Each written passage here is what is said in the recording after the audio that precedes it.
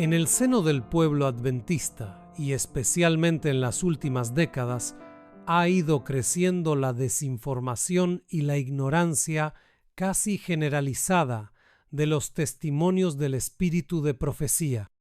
Si preguntamos a la actual generación de adventistas del séptimo día, especialmente a los adventistas corporativos, si han leído en su totalidad, por ejemplo, 2 de los libros más vendidos de la literatura adventista, El conflicto de los siglos y el deseado de todas las gentes, del mensajera del Señor Ellen White, por no hablar de otros libros del espíritu de profecía, como los 9 volúmenes de Testimonios para la Iglesia, El Ministerio de Curación, Consejos sobre régimen alimenticio y otros varios, llegamos a la triste conclusión de que la inmensa mayoría ni siquiera ha leído 1 o 2 capítulos de estos 2 primeros libros, si es que ha leído alguno. Digo esto con gran tristeza, porque la identidad adventista original en las 2 últimas generaciones, y especialmente en esta última, se ha desmarcado totalmente del mensaje original. Es una falta total de identidad, un desconocimiento total de la historia denominacional del movimiento adventista. Así, esta última generación de adventistas se ha convertido en presa fácil de un liderazgo apóstata que manipula con facilidad las mentes no preparadas e incultas a nivel bíblico. Así, estos líderes actuales, que no son más que ciegos espirituales guiando a ciegos, mantienen a sus miembros cautivos y en la ignorancia.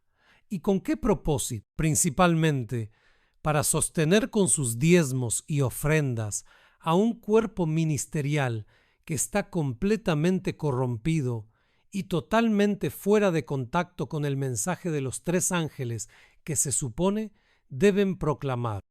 Estos líderes han implantado en la mente de los miembros de la corporación adventista que no hay salvación fuera de la institución. En otras palabras, si abandonan la institución, por la razón que sea, estarán perdidos. Para hacer esto, ellos usan ciertos textos bíblicos, pero principalmente del espíritu de profecía, para crear miedo en los miembros, pero los pasajes que utilizan están completamente fuera de contexto y por tanto en aparente contradicción con otros que ocultan a los miembros.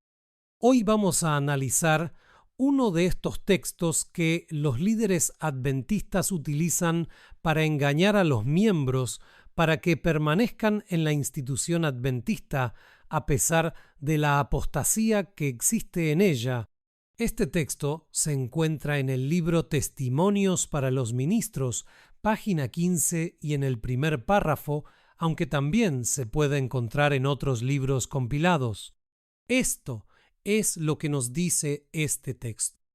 Testifico ante mis hermanos y hermanas que la Iglesia de Cristo, por debilitada y defectuosa que sea, es el único objeto en la tierra al cual Él concede su suprema consideración. Aquellos que lo lean descuidadamente y sin conocer el contexto en el que fue escrito, podrían dar a entender que Dios da su suprema atención a una iglesia debilitada y defectuosa, independientemente de si ha traicionado o no el legado que Dios le ha dado.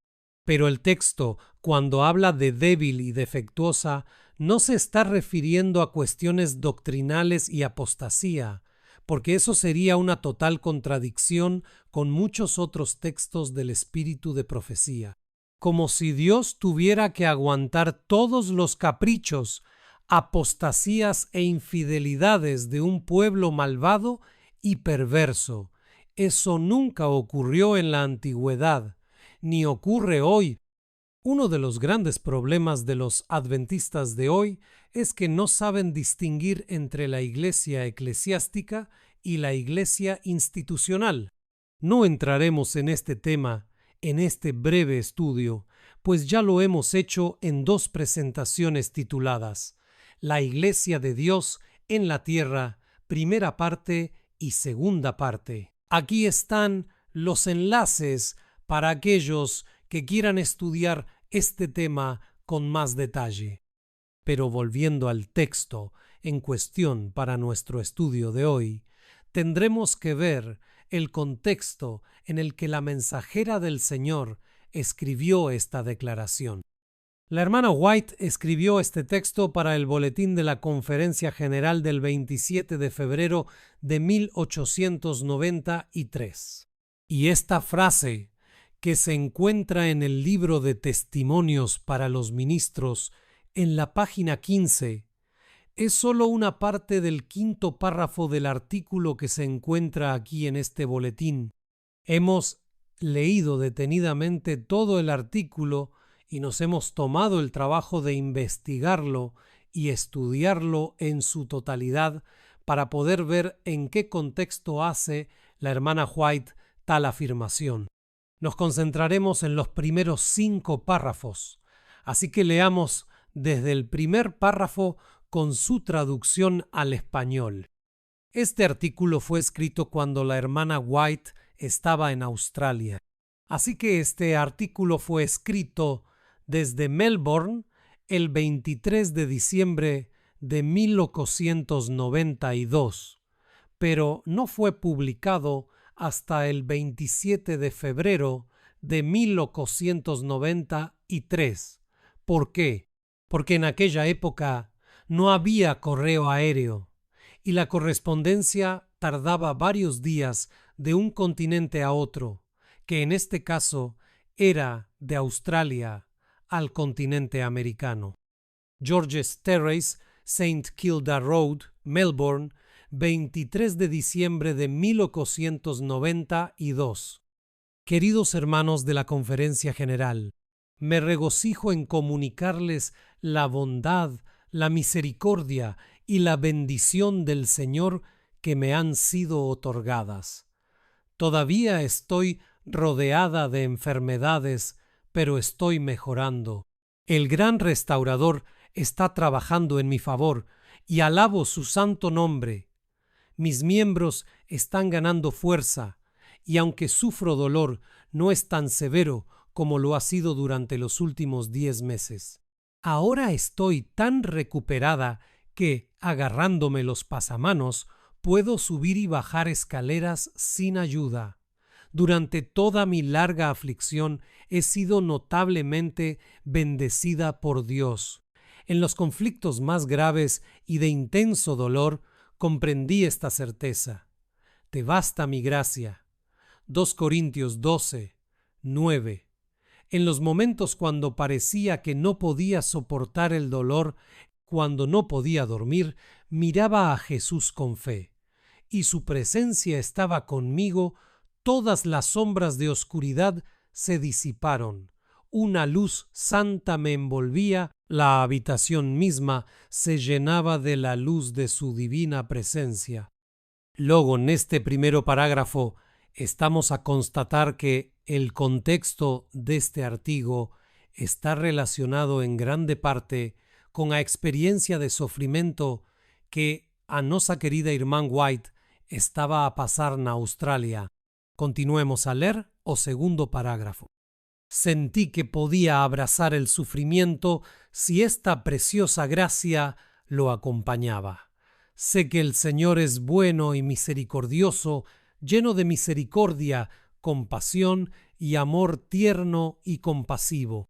En mi impotencia y sufrimiento, las alabanzas a Él llenaron mi alma y estaban en mis labios. Mi meditación ha sido tan reconfortante y fortalecedora, porque he pensado en cuánto peor debería ser mi condición sin la gracia sustentadora de Dios. Mi vista ha permanecido conmigo, mi memoria se ha conservado, mi mente nunca ha estado tan clara y activa al ver la belleza y preciosidad de la verdad. ¡Qué ricas bendiciones hay! Con el salmista podría decir: Cuán preciosos me son, oh Dios, tus pensamientos, cuán grande es la suma de ellos. Si los contara, serían más que la arena. Cuando despierto, todavía estoy contigo. Estas últimas palabras expresan mis sentimientos. ¿Y qué dice aquí? Y mi experiencia. Ella estaba testificando sobre una experiencia que había tenido. Cuando despierto, el primer pensamiento y expresión de mi corazón es: alabado sea el Señor. Te amo, oh Señor. Tú sabes que te amo, precioso Salvador. Me compraste con el precio de tu propia sangre. Ella sufría mucho dolor, pero ¿en quién se apoyaba? En Cristo Jesús. ¿Me has considerado de valor, o no habrías pagado un precio infinito por mi salvación? Tú, mi Redentor, has dado tu vida por mí, y no habrás muerto por mí en vano. Te daré esa vida para que cooperes contigo en la salvación de mi alma. Esta fue la oración de la hermana White cuando estaba sufriendo hace 3 meses. Desde las primeras semanas de mi aflicción, no he tenido ninguna duda en cuanto a mi deber de venir a este campo lejano. ¿Y desde dónde escribía? Desde la ciudad de Melbourne, en Australia. Ella estaba muy lejos de su casa en los Estados Unidos en 1892 y también estaba muy enferma. Y más que esto, mi confianza en el plan de mi Padre Celestial en mi aflicción ha aumentado grandemente. No puedo ver ahora todo el propósito de Dios, pero estoy segura de que era parte de su plan que yo fuera así afligida, y estoy contenta y perfectamente tranquila en este asunto. Con los escritos que irán en este correo, he escrito desde que salí de América 200 páginas de papel de carta. No podría haber escrito todo esto si el Señor no me hubiera fortalecido y bendecido en gran medida. Ni una sola vez me ha fallado la mano derecha. Mi brazo y mi hombro han estado llenos de sufrimientos, difíciles de soportar, pero la mano ha podido sostener la pluma y trazar palabras que me han llegado del Espíritu del Señor. Vemos aquí que a pesar de tanto sufrimiento, su mano derecha siguió escribiendo con 3 meses de dolor. Estamos empezando a entender el contexto, hermanos míos. He tenido una experiencia muy preciosa. Y mira lo que dice aquí. Y testifico a mis compañeros de trabajo en la causa de Dios. El Señor es bueno y digno de ser grandemente alabado. Ella misma estaba dando su testimonio. ¿Y de qué estaba testificando? Doy testimonio a mis hermanos y hermanas de que la Iglesia de Cristo, por débil y defectuosa que sea, es el único objeto en la tierra al que Él concede su suprema consideración. Ella daba testimonio de su propio sufrimiento, que aunque ella era débil y defectuosa debido al sufrimiento que tuvo que soportar, al igual que otros miembros del cuerpo de Cristo, ellos son el único objeto en la tierra al que Dios da su suprema atención. Todo el contexto, como lo vemos, mis hermanos, tiene que ver con su testimonio personal, y no específicamente sobre la Iglesia adventista siendo débil y defectuosa con sus apostasías y herejías. Ella dice: y testifico a mis compañeros de trabajo en la causa de Dios, el Señor es bueno y digno de ser grandemente alabado. Y en este párrafo dice: doy testimonio a mis hermanos y hermanas de que la Iglesia de Cristo, por débil y defectuosa que sea, es el único objeto en la tierra al que Él concede su suprema consideración. ¿Con qué palabra comienza este párrafo? Con la palabra doy testimonio. La palabra traducida como débil en inglés es enfiblet, y su significado es ser débil por enfermedad. Entonces, ¿a qué se refería la hermana White? Se refería a su propia enfermedad. Ella misma dice que estuvo débil o enferma durante 3 meses, que ni siquiera podía sentarse en una silla, que no podía hablar, que tenía mucho dolor, y sin embargo Dios le permitió escribir 200 páginas con su mano derecha. Alabado sea Dios por ello.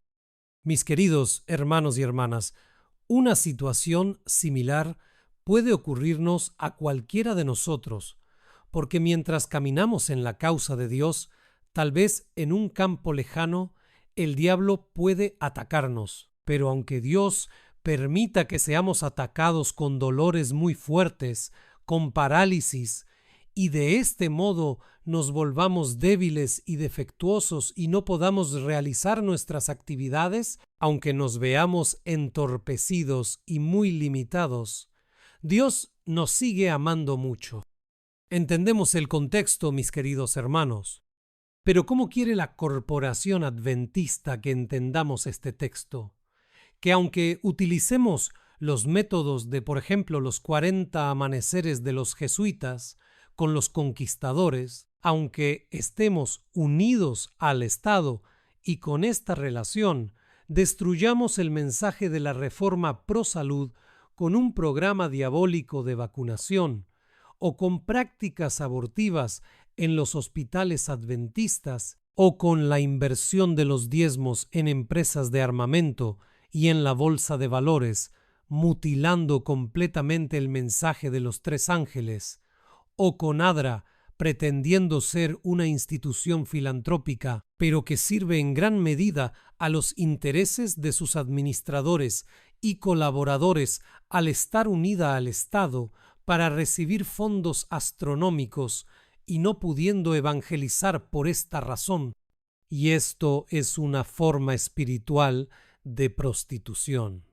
Esta no es la Iglesia de Dios, porque la Iglesia de Dios no fornica con los reyes de la tierra ni se emborracha con el vino de Babilonia, como lo ha hecho la Corporación Adventista por muchos años, incluso adoptando un falso Cristo de estas denominaciones caídas.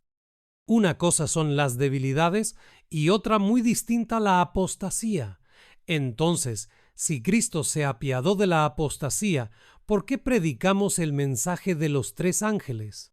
Entonces Dios se apiadaría de la apostasía de musulmanes, judíos y católicos, y todos ellos tendrían un lugar en el cielo. De hecho, Dios se habría compadecido del pueblo judío después de la apostasía que tuvo lugar en la iglesia primitiva. También se habría compadecido de las iglesias protestantes reformadas y así no habría habido necesidad de que Dios levantara la iglesia adventista del séptimo día. La institución adventista no tiene ningún privilegio diferente al del pueblo judío. La Iglesia Apostólica, los valdenses y el movimiento de la Reforma Protestante. Todos estos movimientos religiosos contaron con la bendición y la dirección de Dios mientras fueron fieles a su propósito.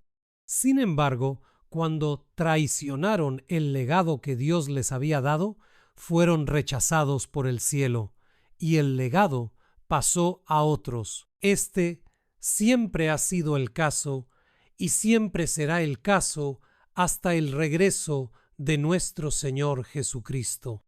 Porque de otra manera, es decir, como nos quieren hacer creer los líderes adventistas, que la institución adventista es inmune a caer y ser rechazada por Dios, nos hace creer que Dios hace acepción de personas. Y sabemos por las Escrituras que esto no es verdad. Romanos 2:11 confirma precisamente lo que estamos diciendo. Pues no hay distinción de personas delante de Dios. Como Dios no hace acepción de personas, Todos seremos juzgados por la misma norma de justicia divina. Y la institución adventista de hoy no es la excepción. Pero lo que se enseña hoy dentro de la institución adventista es que aunque yo siga en apostasía, Dios me sigue amando en pecado, y esto es una mentira inventada por Roma. Pero si un día salimos a una campaña evangelística y, por ejemplo, alguien se enferma durante la campaña con dolor en alguna parte de su cuerpo, y si estamos haciendo la obra de Dios, Dios ayudará a ese enfermo, aún ante ese dolor, a cumplir sus objetivos, que es predicar el mensaje para la salvación de las almas. Este es el testimonio, y este testimonio se echa mucho de menos, porque a veces no cumplimos nuestras salidas misioneras por dolores muy inferiores a los que sufrió la hermana White. ¿Y qué decimos? Oh, hoy no me voy de salida misionera porque me duele el dedo del pie. Pero este es un testimonio maravilloso que Dios quiere que aprendamos. Qué difícil es para nosotros comprender cómo trabajar al servicio de Dios. Que hagamos nuestras las palabras de Pablo a los Filipenses capítulo 2 y versículos 5 a 10. Haya en vosotros esta manera de pensar que hubo también en Cristo Jesús. Existiendo en forma de Dios, Él no consideró el ser igual a Dios como algo a qué aferrarse, sino que se despojó a sí mismo, tomando forma de siervo, haciéndose semejante a los hombres, y hallándose en condición de hombre, se humilló a sí mismo, haciéndose obediente hasta la muerte, y muerte de cruz, por lo cual también Dios lo exaltó hasta lo sumo y le otorgó el nombre que es sobre todo nombre, para que en el nombre de Jesús se doble toda rodilla de los que están en los cielos, en la tierra y debajo de la tierra. Después de 1000 años toda rodilla se doblará ante Cristo y todos reconocerán que Jesucristo es el Señor, para gloria de Dios. Este es un ejemplo que debemos seguir, hermanos míos. No se trata de formar parte de una organización y sentarse allí todos los días. ¿Cuántos cristianos auténticos hay que siguen el ejemplo de Cristo, como nos ha testificado la hermana White en este artículo? Soportó un dolor agonizante durante 3 meses, le dolía prácticamente todo el cuerpo, pero aún así consiguió escribir 200 páginas. Dice ella, en el texto que acabamos de leer, ¿que dejó de escribir porque le dolía la mano? No. Son ejemplos que tenemos tanto en la Biblia como en el espíritu de profecía. Y es esta iglesia fiel la que, a pesar del dolor, la aflicción, la debilidad y los defectos físicos, sigue siendo fiel. Por eso Dios dice a este pueblo fiel que la iglesia de Cristo, por debilitada y defectuosa que sea, es el único objeto en la tierra al cual Él concede su suprema consideración. Esta es una promesa preciosa, hermanos míos, y sólo se concede a los fieles, a los que guardan la palabra de Dios en su corazón para no pecar contra su ley. Ahora bien, la interpretación de la Corporación Adventista es completamente tergiversada y así engaña la conciencia de la gente. Y la mayoría de la gente de esa institución piensa que, a pesar de toda la apostasía que allí hay, ellos siguen siendo la iglesia de Dios. ¡Qué error, hermanos míos! Hacemos un llamamiento a todos los que nos escuchan para que estudien por sí mismos las Escrituras y los testimonios del espíritu de profecía, y no se dejen intimidar por líderes sin escrúpulos. Veamos este testimonio de Juan el Bautista, que se encuentra en el libro El Deseado de todas las gentes, En la página 106 y en el segundo párrafo, Juan no había reconocido la autoridad del Sanedrín ni pedido su sanción sobre su obra, y había reprendido a los gobernantes y al pueblo, a fariseos y saduceos por igual. Sin embargo, el pueblo le seguía ávidamente. El interés manifestado en su obra parecía aumentar de continuo, aunque él no le había manifestado deferencia. El Sanedrín estimaba que por enseñar en público se hallaba bajo su jurisdicción. ¿Quién es hoy el Sanedrín? Es la Conferencia General de la Corporación Adventista. ¿Y para qué no los buscó Juan? No los buscó para que aprobaran su ministerio. Por eso solo debemos tener la aprobación de Dios y no de los hombres. Pretendemos con el tiempo, y según Dios nos lo permita, sacar a la luz otros pasajes mal interpretados y sacados de contexto que la lideranza adventista retuerce para engañar a su membresía. Que Dios ilumine a todos los sinceros. Es nuestro deseo y oración.